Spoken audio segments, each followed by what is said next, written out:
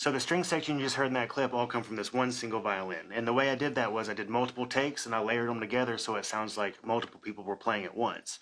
Now to do that, you have to start with a high quality sound. So before I start, I have to give credit to the man who revoiced this fiddle, John Silakowski. He's from my hometown. He was an incredible fiddle maker and he was an awesome human being. Unfortunately, he's passed, but he would take good fiddles like this and he would take them apart and he would revoice them to his specs and put them back together. So it sounds similar to one he would build from scratches. So this is a Silakowski revoiced violin. It's super loud. It has an incredible tone. So most of the credit for being able to do this goes to John and this awesome violin that he built. So that's the first ingredient.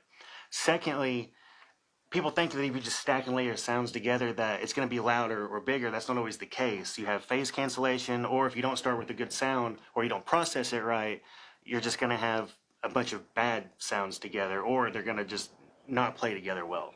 It's a little more to it than that, so I'm about to hop in the computer here and show you exactly how I did it. So this is how I get a string ensemble sound from a single violin. This is a Toonsmith song we're working on, and I wanted a orchestra type string section to swell up with the instrumental part, so I'll let you listen to a little part of the isolated strings here.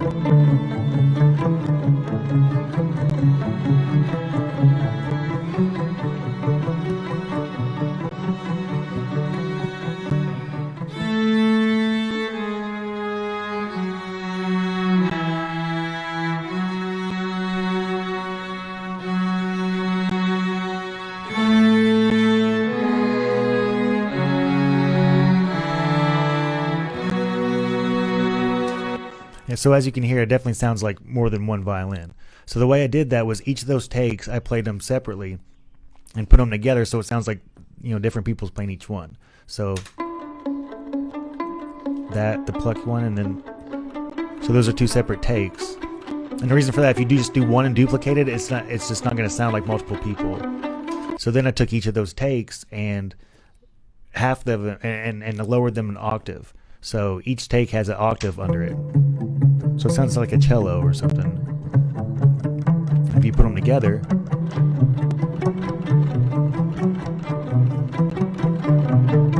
so if you take all of those and put them together, then it sounds like there's a 12-piece string section.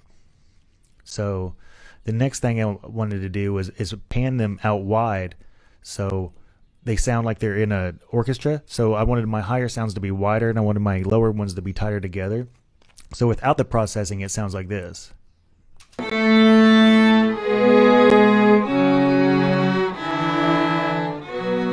that still sounds cool. I mean, it sounds realistic, but I wanted it to be more realistic, and I also wanted more control over it so I could make it sit in the mix and make it just, I don't know, tighter and cleaner sounding. So the first thing I did, other than the painting, is I put everything in these subgroups right here. So all of my highs or my original tracks are in one group, like this. And then all my lows are in another group. So that way I can process them separately. So say on the low group I put a R bass on it. Let's go ahead and get rid of the processing here. Just kind of fatten up the low end, and then multi-band compression, so all the little nuances are coming out. Same deal with the highs.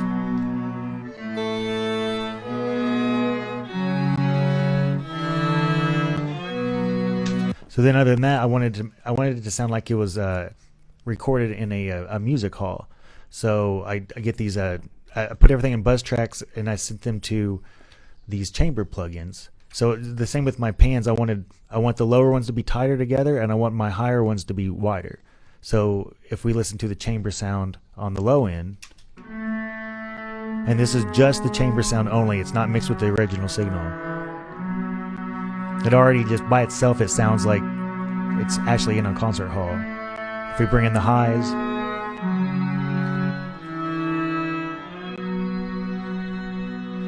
and then the original ones with it,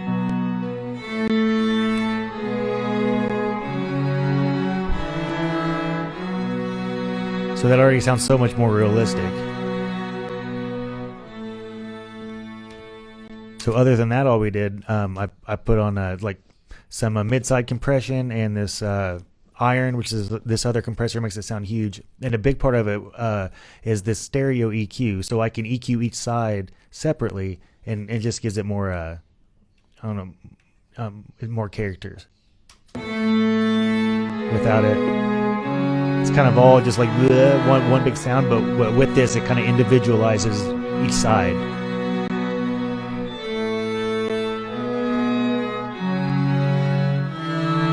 And without the iron in the mid side, it just sounds kind of thin.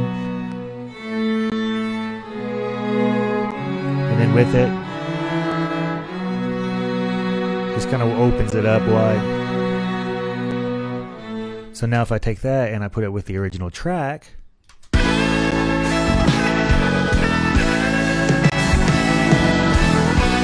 bring in the strings.